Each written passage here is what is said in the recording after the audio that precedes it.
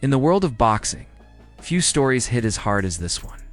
It's a tale of arrogance meeting precision, nations colliding inside the squared circle, and of a quiet man from Japan who silenced an empire with nothing but his fists.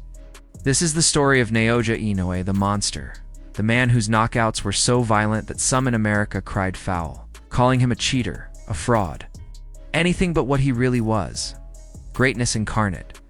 For decades, American boxing reigned supreme. The sport's history was written by its legends: Tyson, Ali, Mayweather, Leonard Min, whose names were etched into gold and glory. The arenas belonged to them. The cameras adored them. The world believed that the center of boxing's universe would always be the United States. But every dynasty has its end, and this time, it came in the form of a quiet assassin from the Far East. A fighter whose power defied logic and whose precision bordered on supernatural. Naoya Inoue was unlike anyone boxing had ever seen.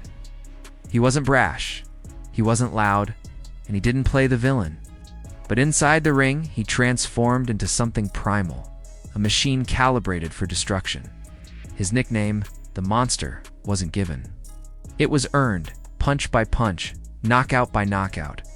And yet, for years, his rise was met with doubt.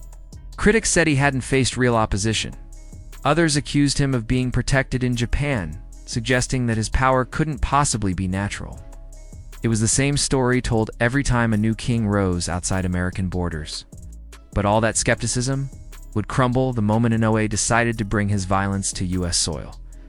The year was 2025. The stage was the T-Mobile Arena in Las Vegas, a cathedral of combat, where under the burning lights, nations collide and reputations die. His opponent, Ramon Dinamita Cardenas, a tough, proud American with a record that demanded respect. 26 wins, 14 knockouts, and one dream to become the man who humbled the Monster. Cardenas wasn't afraid. He smiled through the press conferences, stared down the champion during wins, told the cameras, "I'm ready for the toughest fight of my career." The fans believed him. The American boxing scene was desperate for redemption, a hero who could bring balance back to the sport's global throne. When the bell rang, the tension in the arena was thick enough to choke on. Inoue stood calm, eyes locked, gloves steady, the stillness before a storm. Cardenas charged forward behind a high guard, snapping his jab, trying to establish presence. The Monster's response was measured: a jab to the body, a jab to the head, small movements, a surgeon's rhythm. The first 2 rounds played out like a chess match at lightning speed, both men testing each other, both looking for that single mistake that could shift the night. And then, in the second round, the impossible happened. A slip of angle. A half-step misjudged, and Cardenas unleashed a perfect left hook. The crowd gasped. Inoue's head snapped sideways. His knees buckled. The champion hit the canvas. For a brief, electric moment, time froze. The crowd erupted. American fans roared as if the ghosts of their legends had returned. This was it, the moment the Monster would finally be slain. Cameras flashed. Cardenas raised his gloves, screaming into the lights. The commentators lost their composure. "Inoue is down," they shouted, but what came next would define Naoya Inoue forever. He rose. Slowly, methodically, without panic. His expression didn't change. He looked at Cardenas, eyes cold and focused, as if something ancient had just awakened. From that moment on, the fight turned into something else. Not a contest, but a hunt. The third round began like a storm. Inoue pressed forward, cutting angles, dissecting distance. His punches no longer probed. They punished. Cardenas, still feeding off adrenaline, tried to fire back. But every missed swing left him exposed to counterhooks that cracked through his guard. The American's early bravado melted into survival instinct. By the 5th round, Inoue had completely taken control.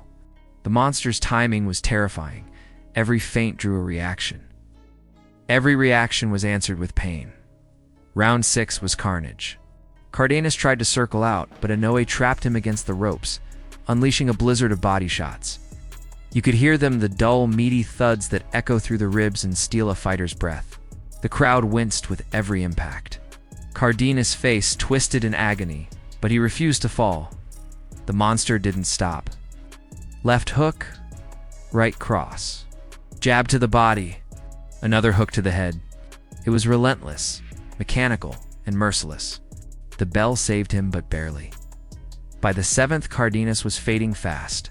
Inoue, on the other hand, was accelerating. He threw 90 punches that round, nearly half of them landing clean. Each one told the same story, a masterclass in dominance.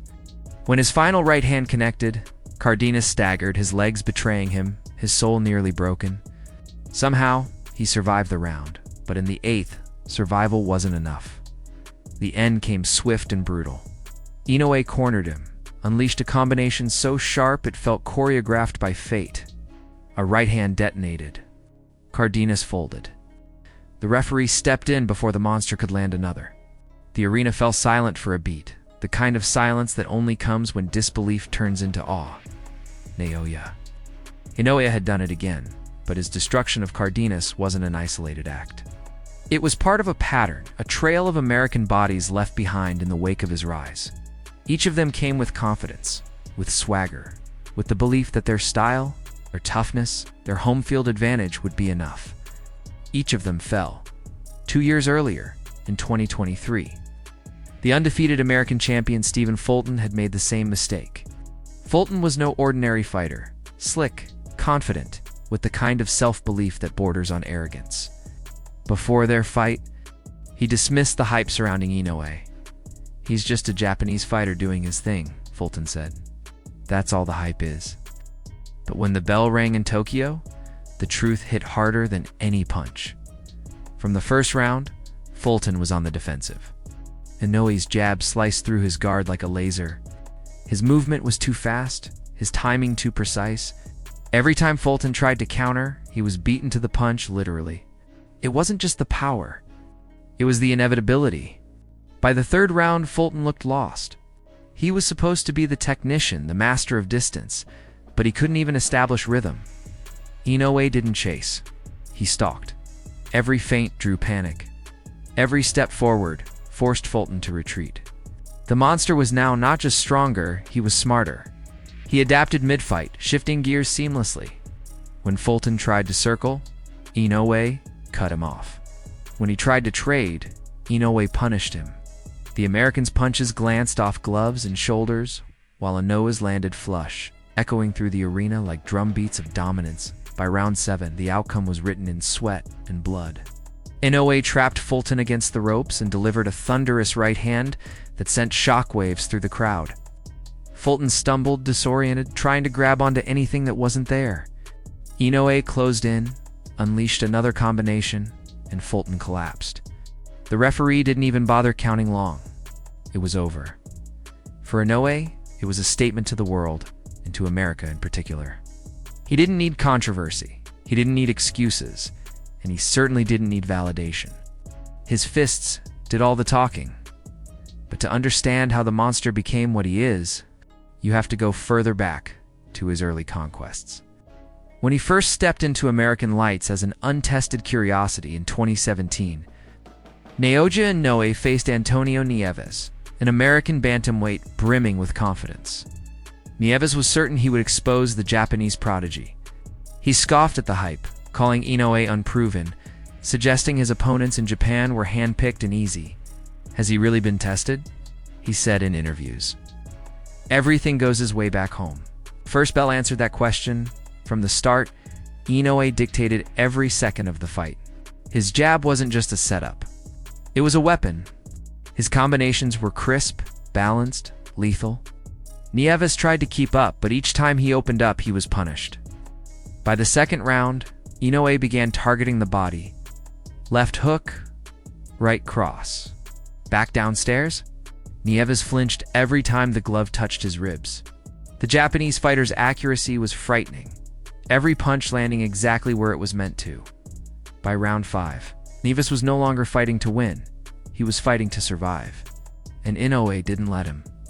A crushing left hook to the liver dropped Nieves to the canvas. He writhed in pain, face contorted, gasping for air that wouldn't come. He stood at the count of 8, but another body shot followed, and that was it. His corner threw in the towel. The American crowd, once skeptical, stood stunned. The monster had arrived on their screens quiet, respectful, and terrifyingly efficient. Then came 2021, and another name added to his list, Michael Dasmariñas. For American audiences, this was the fight that cemented the myth. From the opening round, Inoue moved like a predator circling prey. Dasmariñas tried to be clever, to move to avoid the storm, but Inoue read him like an open book. He closed the distance, jabbed to the head, then ripped to the body. Dasmariñas winced visibly, and that was all Inoue needed. He went back to the same spot again and again, until finally, a single left hook folded the man in half. He fell to his knees, paralyzed by the agony of a perfect liver shot. By that,